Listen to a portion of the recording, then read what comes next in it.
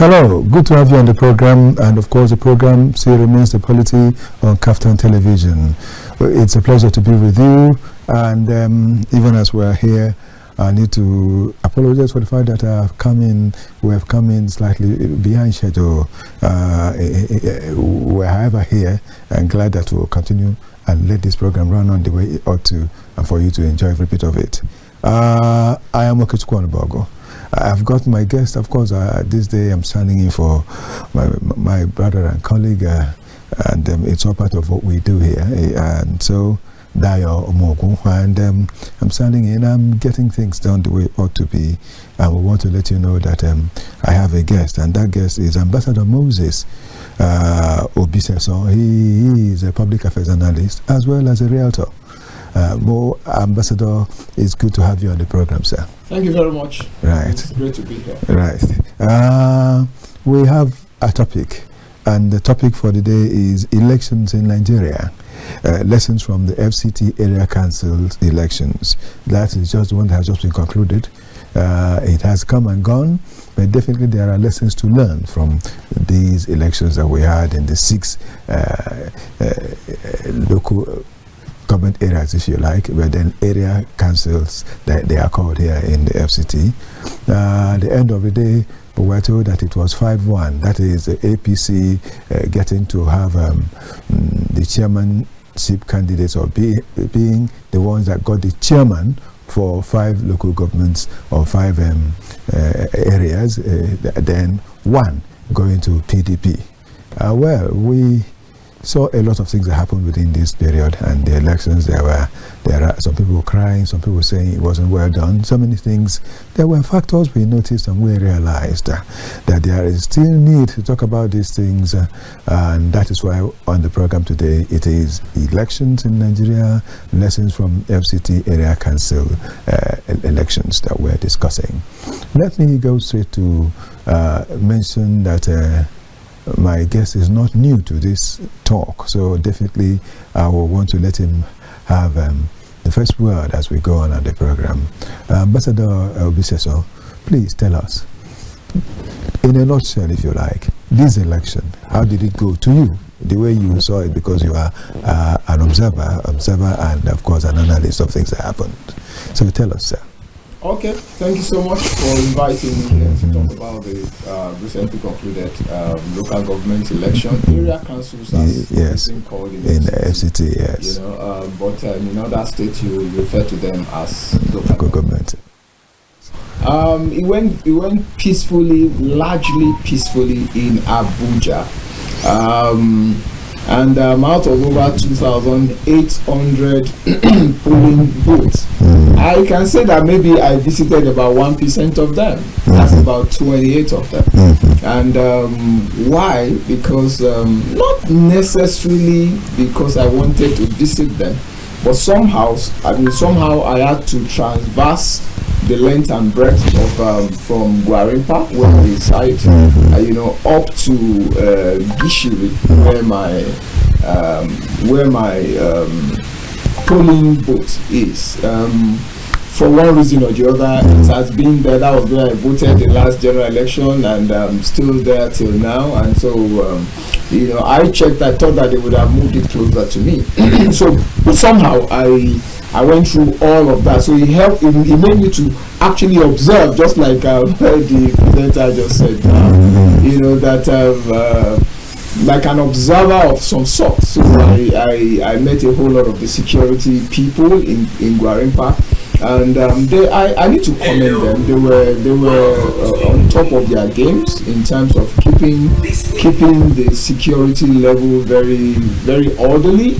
Even though they at some point they didn't want people to move, but if you go to them and explain, they still allow you to say, okay, you know what, my just like for me and a few other persons that we met as we were going around, my polling booth is not here, it's still across the streets. Yes. I need to get to that down, I need to get to where I need to vote and all of that. If you explain properly, they see your vote, your card, and they see all of that, they allow you to still be able to really get to where you need to vote and all of that. So I can say largely that the election was peaceful.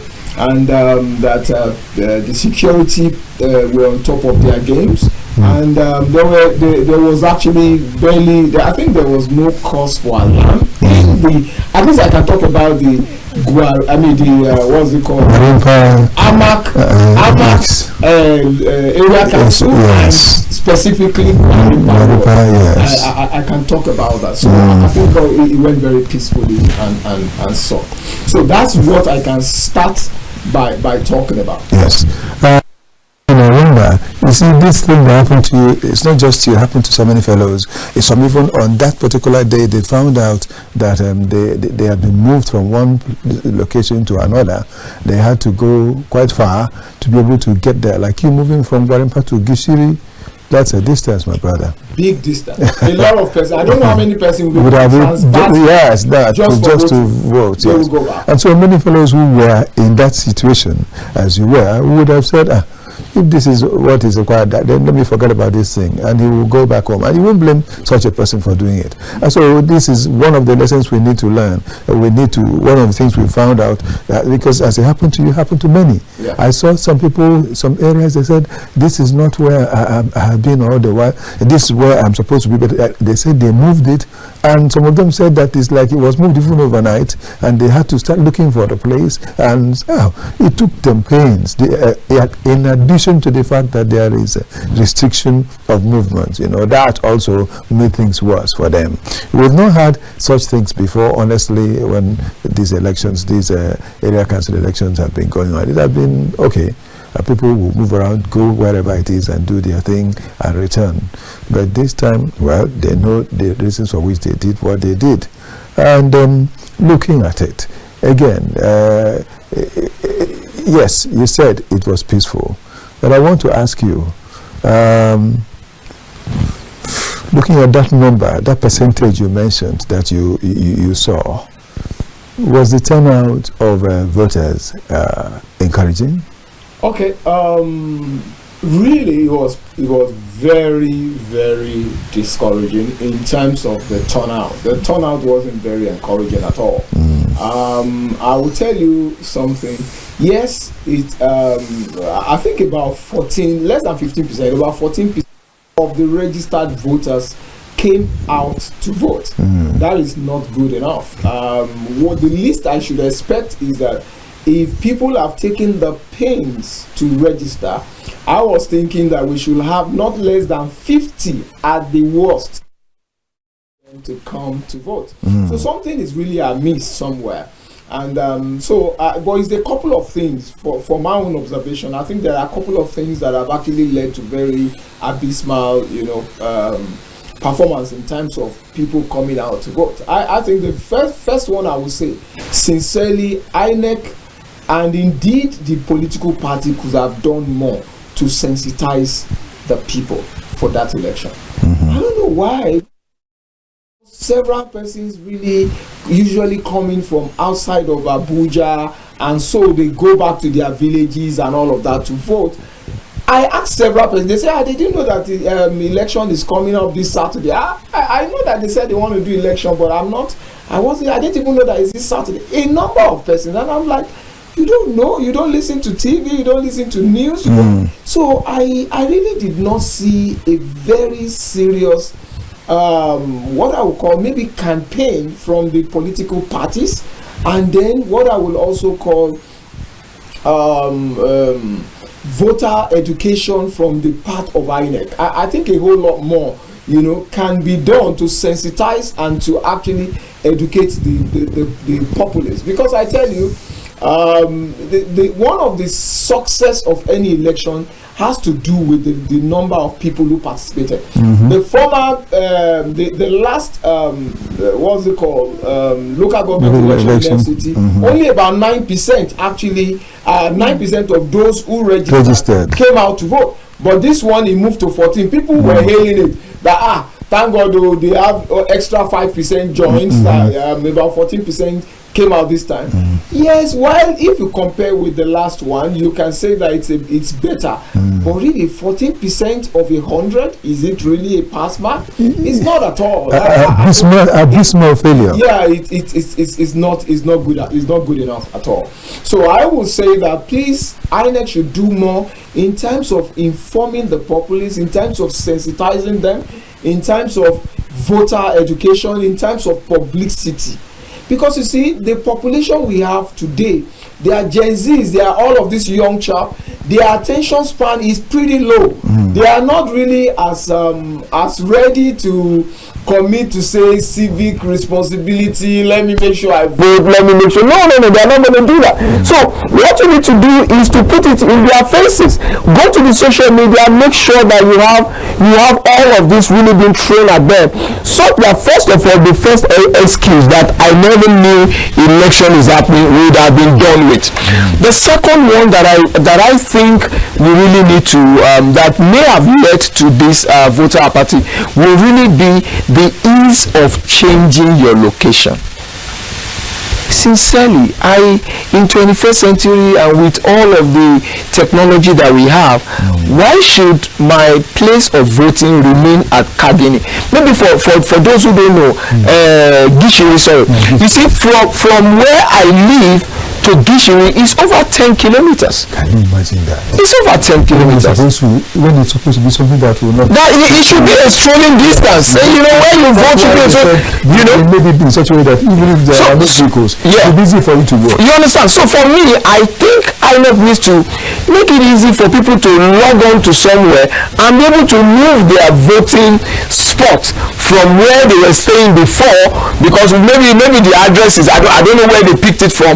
I was staying at Works in Housing, so I'm wondering if, maybe about 2 or 3 general elections that I had before, I had it at Gwarimpa primary school, which is very central, which is good. I'm looking at where I was staying at Works in Housing.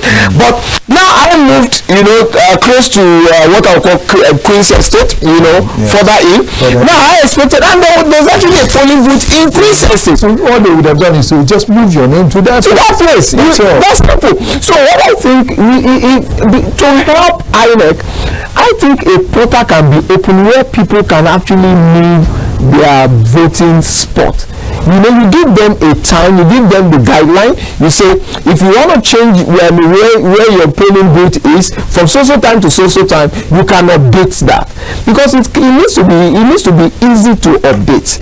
I'm telling you, many persons didn't vote because of the challenge. If you see how many of us going around looking for where our polling booth is, in fact, some people were getting the text message of the shift in where their polling booth was. They were getting it that same day. Somebody showed me, said, listen, the text just came in now. I just got it now as of right now. So did I now start driving up and down to where it was? Come on, So I think a lot more needs to be done in terms of how easy it is. They call it ease of doing business. I think INEC needs to be ease of voting. Making it easy for Nigerians to be able to vote. It's not rocket science. It's not something that really should be so difficult as if it's war. Because when you stress people, they are already tensed up, and then they are easy prey for to perpetrate violence and all of that. You don't need all that. All you just need to do is make it easy for people to just be able to walk in and vote and cast their vote and move on. So number one I have talked about was the fact that INEC should really be able to get some of these things right. Then the other one, put the house in order. Put the house in order. The other one I want to talk about will be logistics. I know that usually you say sensitive material. Non sensitive material have been sent to all of the areas, blah blah blah. Then the sensitive materials was going to I would say that vast outside in Abuja are motorable, I mean, can be reached. They are not like riverine areas. They are not like easy, I mean, difficult to access places. Most part, I can say nothing less than 95% of places in Abuja can be reached. So why are some polling booths starting late? You know, so I think the movement of voting materials and stuff, I think that it can also be worked better on. You know, so that's that. Then the other one that I want to really, you know, be able to come in will also be to thumb up. I want to thumb up a bit for INEC. And the first one I'm going to talk about, it was fantastic to see that they actually reduce the number per polling unit. Yes, that's fantastic. Because even with the problem that I had driving, I got to one police station. They say, no, they not allowed me. I said, look, me was good. I said, I can't be talking to people, you know, and I did not vote. I mean, I won't even have the confidence to say it. I said, me was good. I got to check everywhere to get where, so they allowed me to know and all of that. So, but I need to give it to INEC to say that when I now finally got to where I voted was actually that primary school in that is it Gishiri or what is it called? Gishiri. So there's a primary school there. But one beautiful thing, the last time we voted before this one, there were just about two polling units in the entire primary school. But current, I mean, for this Saturday, they fragmented it to about 6 or 8. Yes. So it means that I got there, there's nobody on the line. And you just went. I just went straight to the whatever, and then they cross-checked my whatever, took my biometrics, did all that they needed to do, and handed me over the paper to just go. It was. I mean, my when I got back home, my daughter was like, Dad, you voted? I said, yeah, it's done. He said, what? I said, and I'm going to, she was shocked. So I can commend the fact that they understood that there should not be too many persons per polling unit. You know, per polling unit. Now, you can have several of them within the same space, but at least you know that on this line, we don't have too many persons to be online. I can even say, for the place I visit, I'm not sure whether there's any particular polling unit that's more than 100. I don't think so. I don't think so. Because I looked at it, and when I got to my own, it wasn't due, and people have voted, and I left my house not too early. I left my house quite a bit, you know, and before getting there, I got there and I voted easily. So I can commend them on that.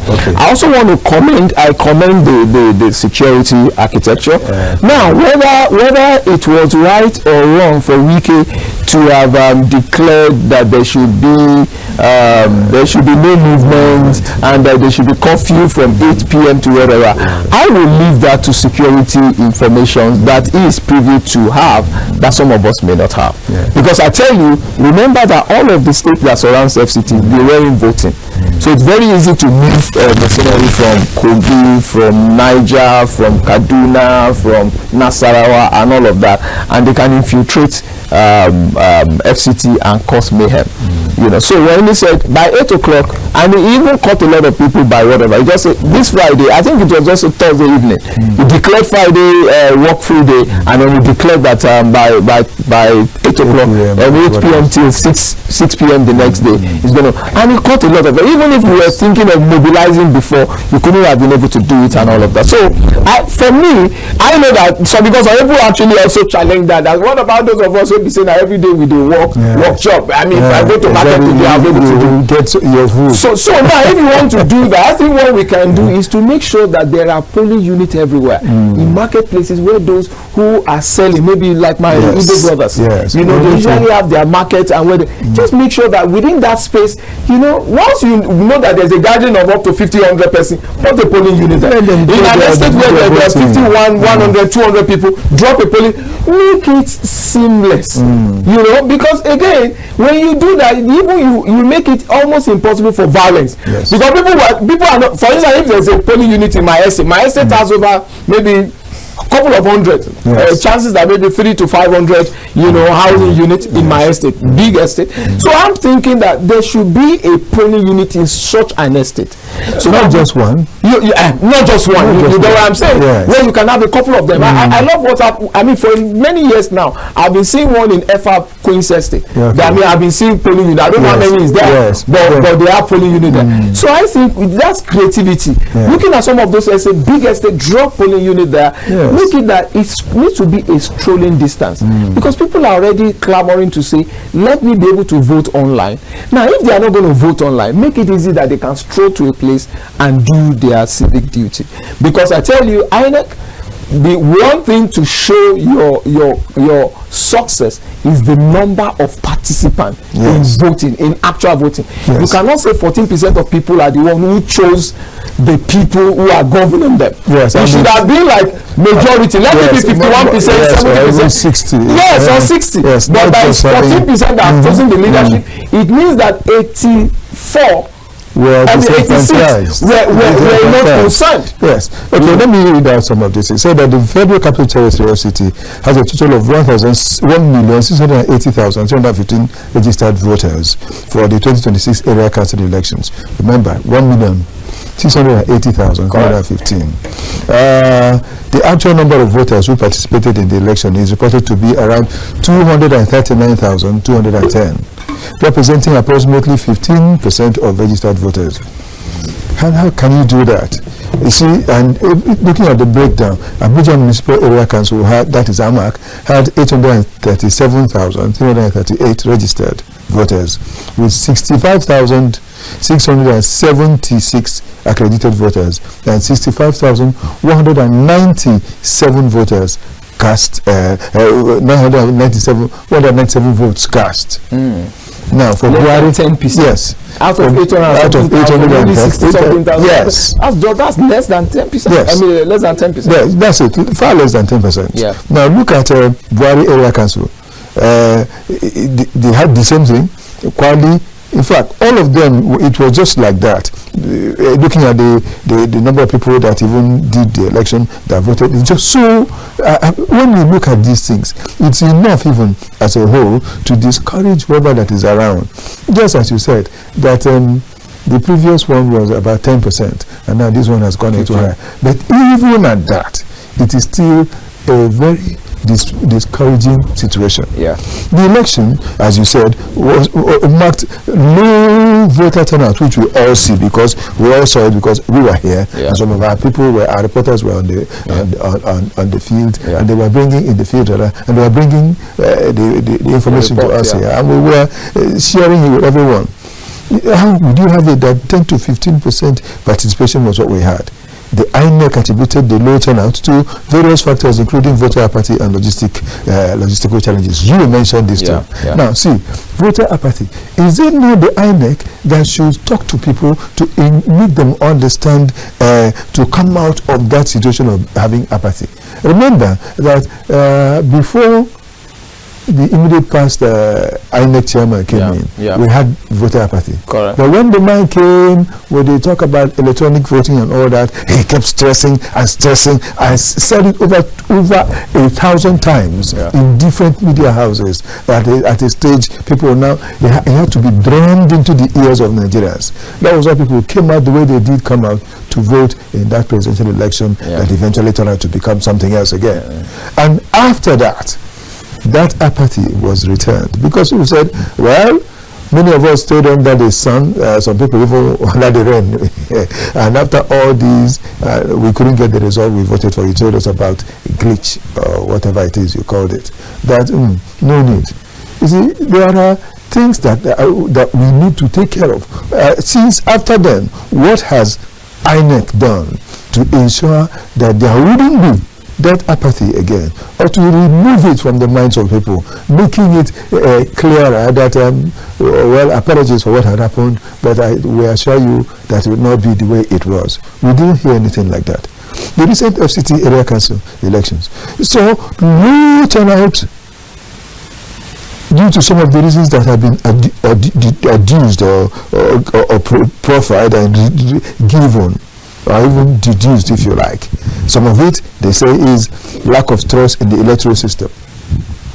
Many Nigerians have lost faith in the system, as I've just stressed it here, partly due to newly signed Electoral Act 2026, which some say lacks transparency. That's another one. You know, it just was signed last week too. Correct. So all of these will make people say, what are we even going there for? Since nobody's even thinking about us. And few who had enough strength and grace like you to come out, you saw what you went through to move from one place to another. Now, another one is voter confusion and logistical issues that you mentioned. How would you say you want people to come in, and it is that particular day that they are supposed to vote, that you're sending them a text message where they should go and vote? It doesn't make sense. Yeah. Why are you sleeping all the while? When you change it, then you would have started sending it, and you didn't get to some of them until they were at their old polling places of voting, the voting units. Correct. So this is, on a serious note, I agree with you. You know, you have applauded some areas, but I'm also bringing out some areas that they have failed us, that they need to look at and work on, and make sure that it doesn't happen again. Perceived ineffectiveness of local government. Perceiving effectiveness of local government. Some voters feel their votes can't count due to systemic rigging and manipulation by state governors. And so, talk about state governors, we talk about the FCT minister who sees himself as the governor of the FCT, also doing the usual manipulation that we know he did in Rivers and we're seeing here. Now, someone will say, what have you got to say about that? That's what people have mentioned. That's what I'm bringing forth here for everyone to see.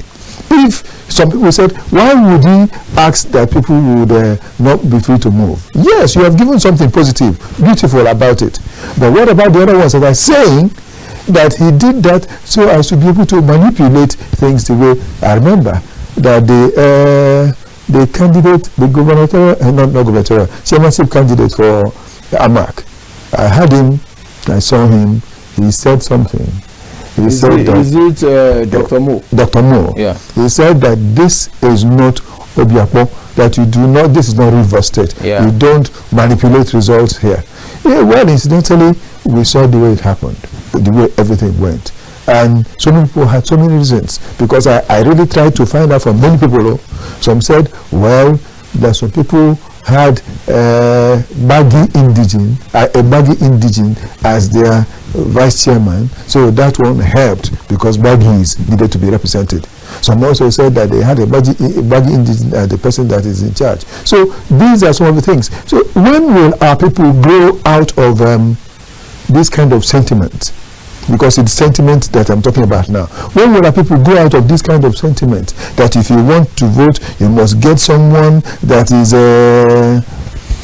from the place, so as to make sure FCT is, let me use the word, no man's land. It belongs to all. That's why it is a specified area. Some people who are from this place may say, I'm talking nonsense, but that's their business. But the truth is, this is what it is. That the FCT that was mapped out is for everybody, whether Hausa, Igbo, Yoruba, Efik, Ibibio, Anang,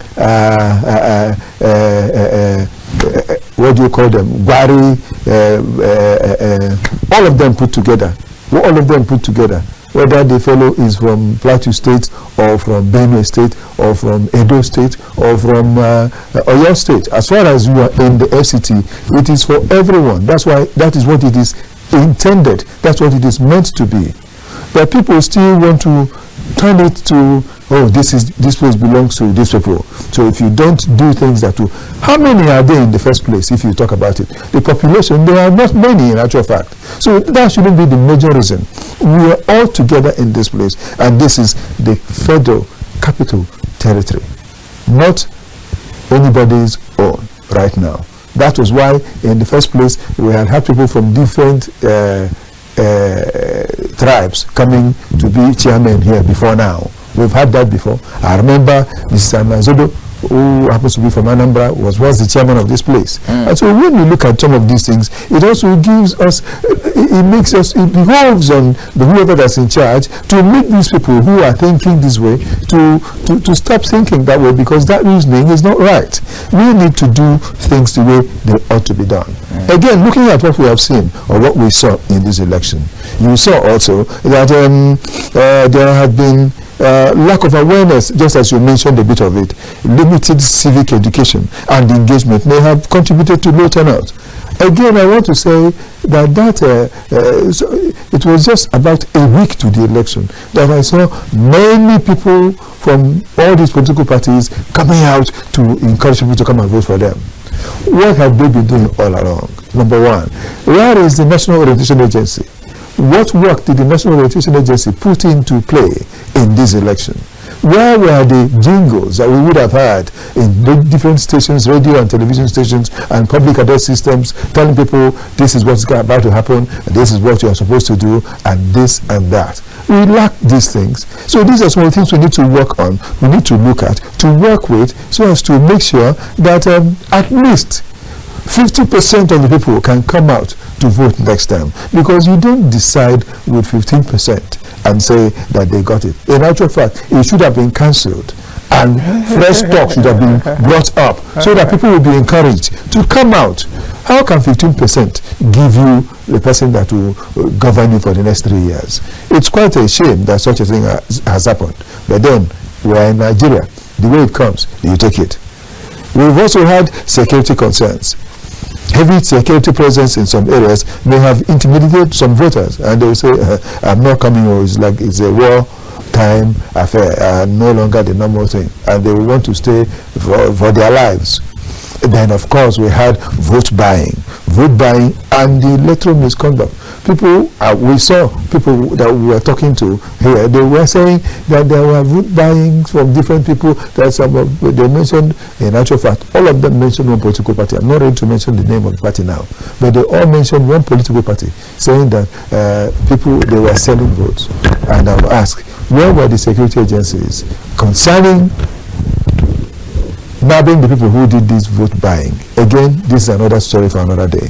These are some of the things we need to look at and see what can happen in Nigeria. Remember, the topic is elections in Nigeria. So we're not just zeroing in only on what we just had last weekend, but this is a kind of, if you like, litmus test for us to see what it will be like, because in Nigeria, what you see in a small area is what you still see in a larger area. Talking about the macrocosm and the microcosm, it is still the same thing. Yeah.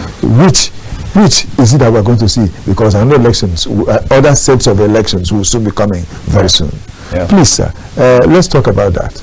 Okay, thank you very much. First, you said you talk about that. That people should not vote, yes, with sentiment. Yes.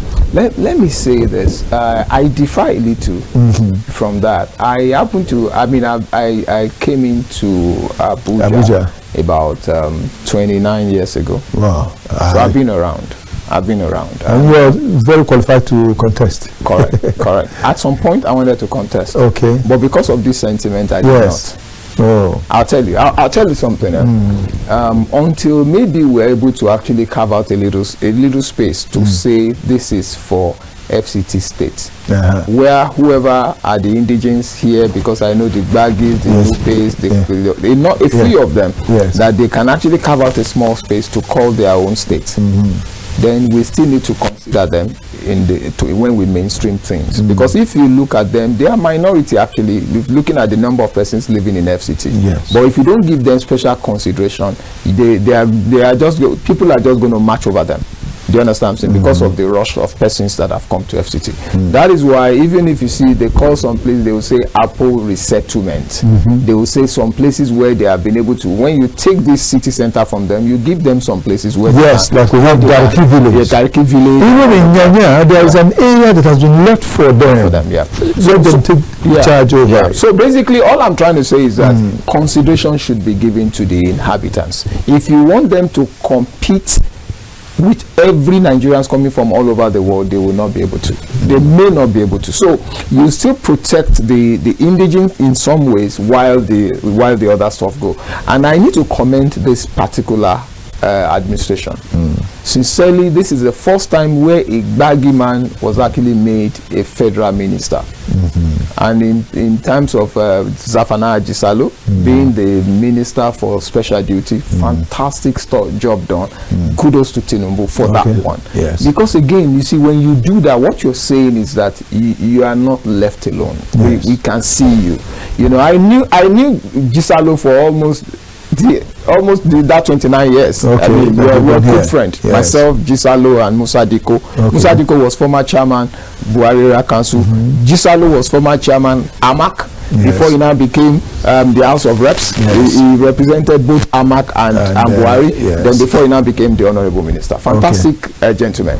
You know, so for me, because when I wanted to become AMAC chair at some point, but I now checked that, look, these people don't have too many things. They don't have so many political offices that they can call theirs. Why do you still want to take this little away from them? You know, and I love the fact that even if you want to become chair, make them the vice chair. I love that. For me personally, I want to give them such, way to get so that I have a level of, belonging, acceptance and all of that. So that's what I would say. But whether that flies is a different ballgame. Yes. You know, so, and I want to see it across board. I even think that the House of Representatives that they have, I want it to be 3 rather than 2. Let each of those local governments, the one representing AMAC and Buhari, let another one represent Abaji and Kwali, then the last one should represent Kuje and Gwagalada, rather than 1 to 4 and 1 to 2, which is currently what they have right now. So for me, that's the way I think, so that you can open the space a little more. 3 representation for their, House of Reps, while you still have 1 senator. It's okay if you say 1 senator, it's whatever, and I see the tussle between King Gibe and the Honorable Minister right now. Before we get to that one, let me even say that even these, if they were to share it in a better way, in states, you don't have just 1 senator representing the state. You have to. So yes, they can as well see how to make it 2 will have 1, or the other 2 will have 1, or 3, since there are 6, 3 to 1, 3 to 1. Yeah. And then it will still give them better opportunities. Yes. So I believe so. Yes. So for me, basically, all I'm trying to say is that we need to, for every minority, even if they are not going to have their way, let them have their say. Okay. And their say in this sense could be like, just like the women. You see what is happening in Southwest. The governors will become men, but the deputy governor women. Yes. So what you're trying to do is, look, have your say. Let's hear you. Yes. Be on the table when you're talking about, because so that it is not that they are so far, the only men are here. There's no discussion of. So you know one funny thing. Yeah. Let it not be like it used to be some time ago. There was a state, I think it was in the north, that even the commissioner for women affairs was a man. I was there. I went to. I'm telling you, it's not that I said. I was at this state is Adamawa State. Yes, I was there myself. Yeah. We went for an event, and the person I went for, he said, "Please let me call the Honorable Commissioner for Women Affairs." And I kept looking for women. I said, I can't find her. He said, "Oh, sorry, it's not a she. It's a he. That guy wearing a back." I said, "Ma, did you say Minister for Women?" He said, "He's a he." And I went there when I couldn't wait by the Minister for Women Affairs. No, it's not right. You understand? It's not right. It's not right. Because what you're saying is that there is no woman who is capable enough to be a commissioner in your state. No, it's too bad. No. It's too bad. And I interacted with a lot of women. They find, well polished people. That was why I love what almost happened in that state. Yes, where a woman almost became the governor. But with the abracadabra, they took it away from her. You understand? Yes. For me, I want to see us really help some of those guys. I want women. I want to see more women representation. Yes. In our polity. I want to see, in fact, even this special seat. I would love that it come true for them. Yes, it would be good. All kinds of stuff, so that we can really. Because I tell you, women they are better COO. Chief operating officers. But they are even when men may be better CEOs. Yes. But after a man has gotten the vision and has made the rule, the person who follows through is the women. Incidentally, this beautiful story is not happening in the FCT because the FCT minister does not agree is not in agreement with the FCT senator. No. You see, again, you must understand something that, look, Kingibe rode on another party to become the senator. Now, FCT minister has allegiance, if I may use that word, for APC or PDP. PDP, yeah. So now, if you are not in any of those two parties, know that you have to specially work your way to be able to actually be in alignment with him.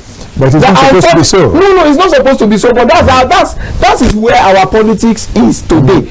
As of today, that's where we are. So you must understand. So Sheun was asking Kingibe, on this program, on the program one time, that look, are you willing to just kneel back and just be able to embrace, find a way to be able to, and there's still this thing of I'm in this party. You should listen to me. I called him. I didn't know. You can't force your way because everybody you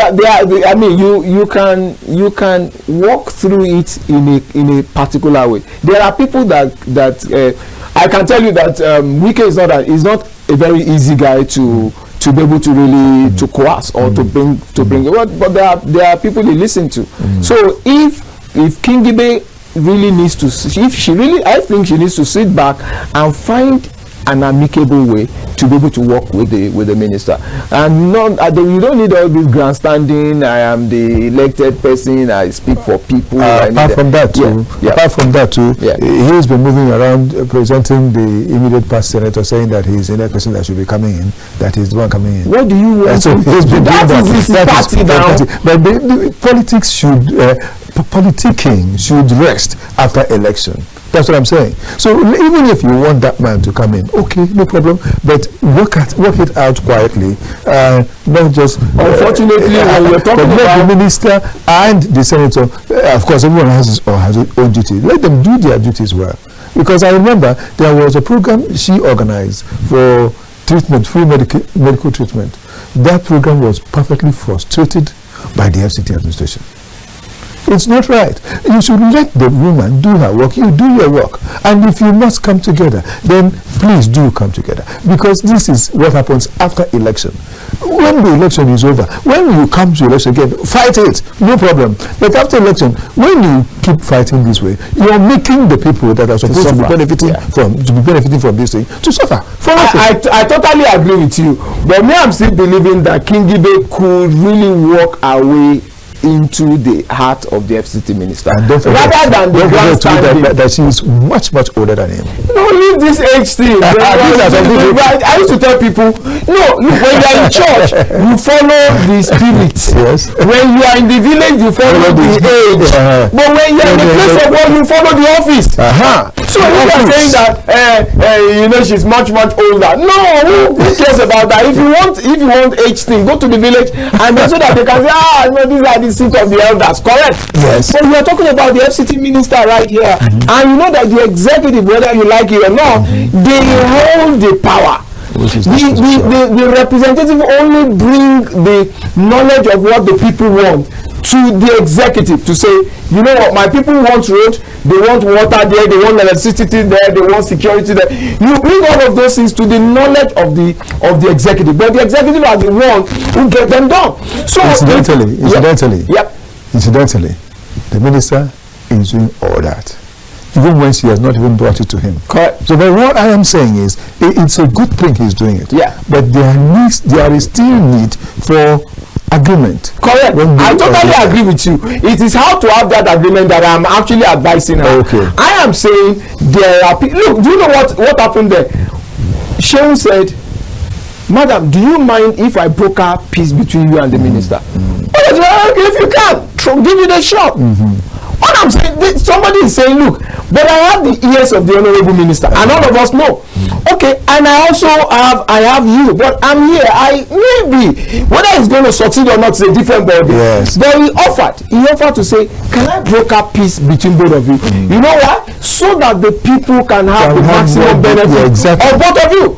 But if you are still saying, you know what, I have to call him, he must listen to me, he must do he doesn't want that way.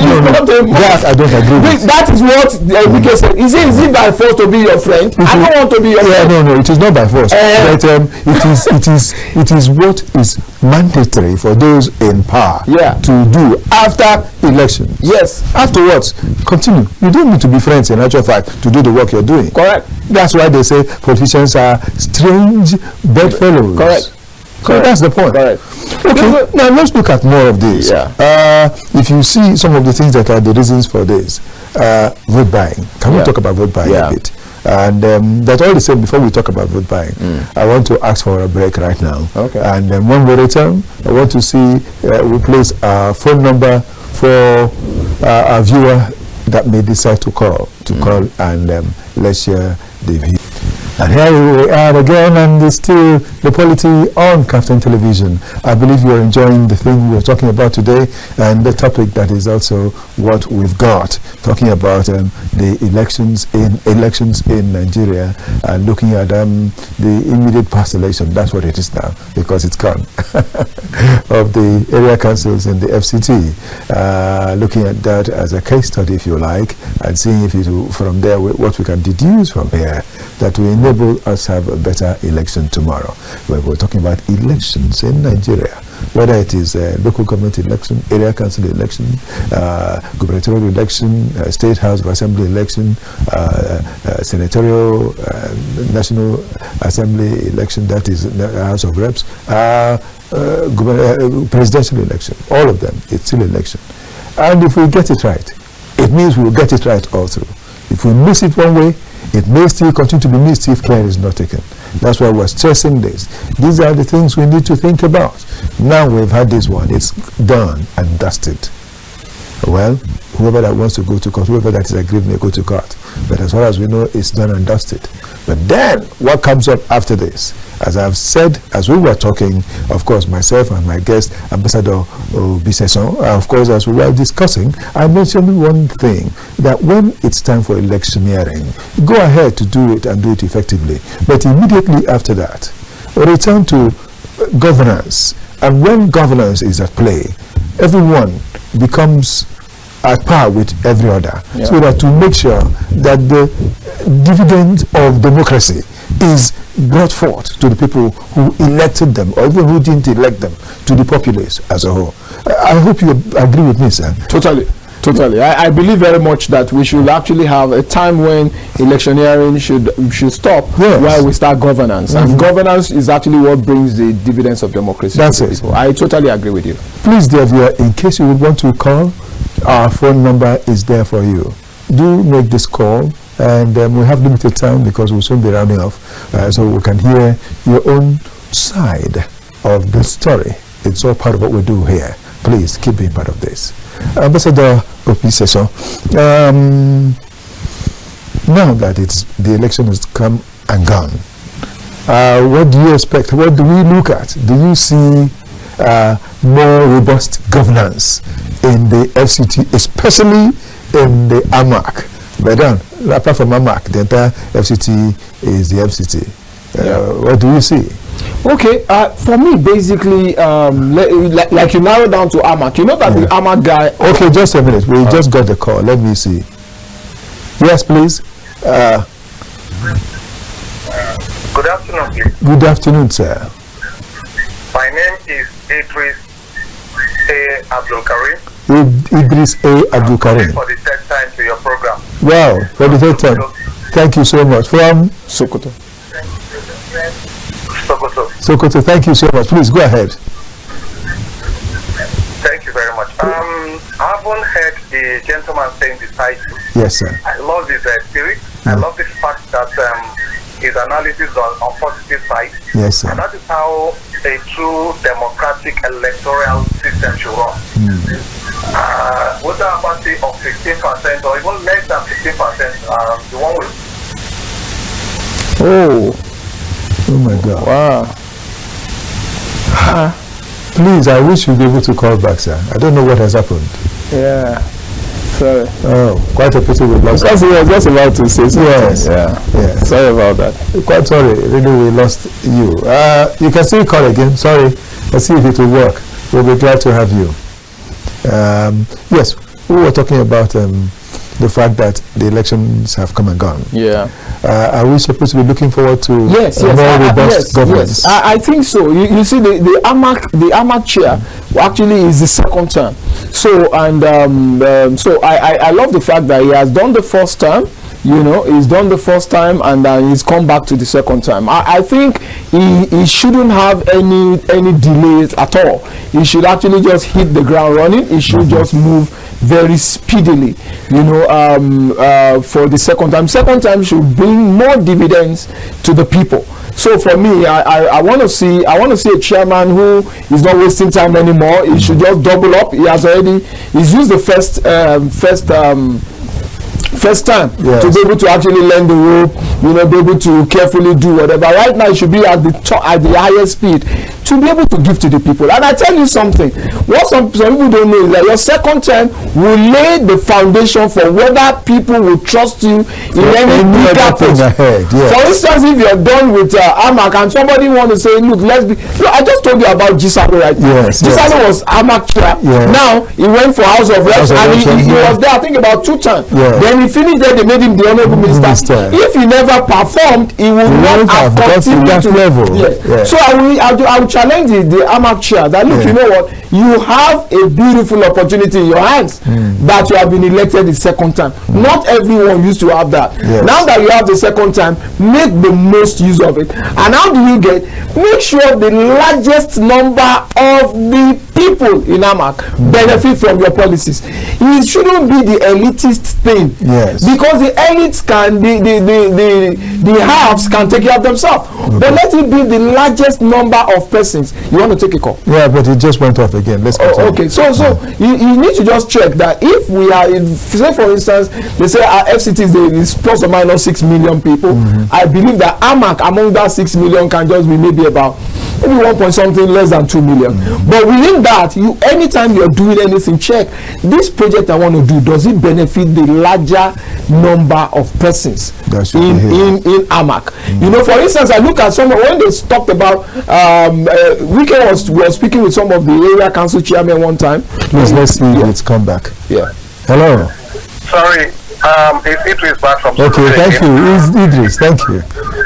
Yes, I just want to hit 2 points. One is Captain TV should be able to call on both the FCT minister and the person that just won the election to a bilateral talk, so that the issue between the ego should be tribal, so that for the people, because democracy for the people is dividend.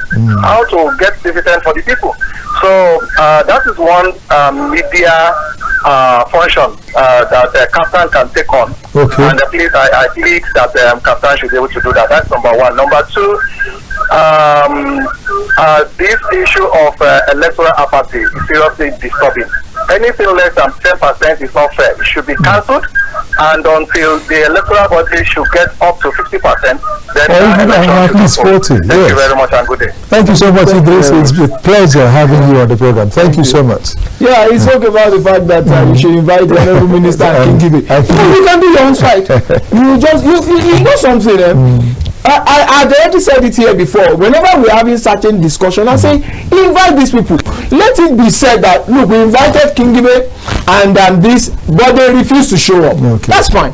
But that you never did means that you never tried at all. Now look, you know what? Some of our callers said we should invite you to see whether we can broker peace. I know that will hardly ever come. Even if anybody will come, Kingibe might come. But whether Wike will come, I do not believe. But hey, there is no harm in trying.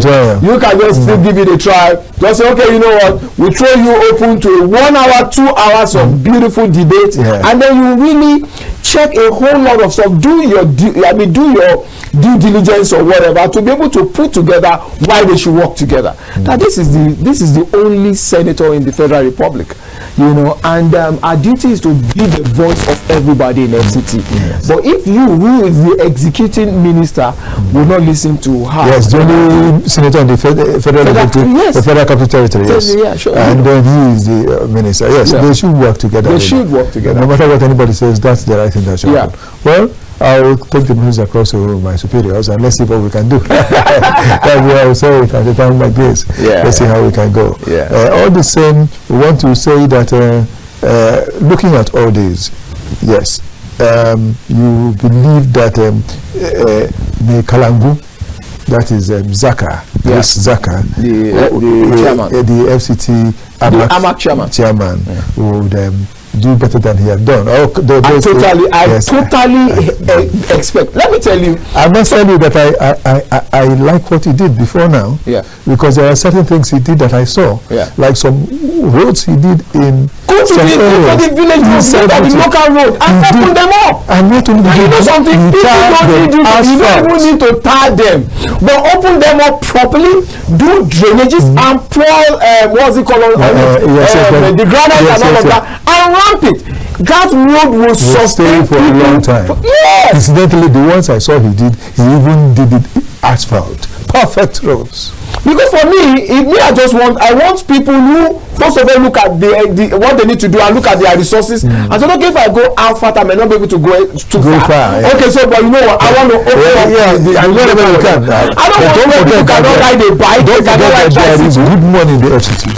They can still do it even with asphalt, and they still have money to do what. Let me tell you, even the FCT chairman. Yes. Look at what FCT minister. By what, if you have a call, you take it. By what FCT minister is doing is challenging them. Yes. Look at beautiful road that. Look at the infrastructure. Yes. Wike came within 9 months. He made a massive impact in FCT. And he's still making it. He's still making. He went to look at the road to Buhari. He did that road from city to Buhari, and he's even lighting it up and creating all kinds of stuff. They can learn from that. Of course. I am not expecting that level of infrastructural whatever from a local government, but if I were something that if I were him, I would put the entire area, I mean the land whatever, and be able to plan it out and open it up for all market stuff to come out, so that people can really be. They can also look into the health sector and make sure that they are primary health center everywhere. Effective. And let me tell you, even now that we're talking about the fact that someone died as a result of snake bite, that each of these primary health centers will have anti-venom and all that, and even for I will even tell all local government, all area councils, what they should just do, bait all of these doctors that are serving. Yes. Bait them. Tell minister, look, we're going to pay you more than what you're getting, and we're going to give you a house. Exactly. I remember I had 10-hectare farm in Kwali. Yes. The couples that were with me, I got houses for them. They love it. Yes. They say, what is in town, and we keep spending money with them, whatever. Now we got where they are living is not far from the farm. Because I have a farm. Yes. Fantastic. Look, there are ways that you can really increase people's love for whatever you want them to do. But if you are just saying they will not come, no, they will. Have you done the right things? If you do the right thing and you think through it properly, they will. You understand? They will come. All of these core members moving around and all of that, let them help you to develop your area. I mean, we can do things that will make the workers japa from the federal service to your local service in that place, because that is what has happened. What will help you get better. We just lost that.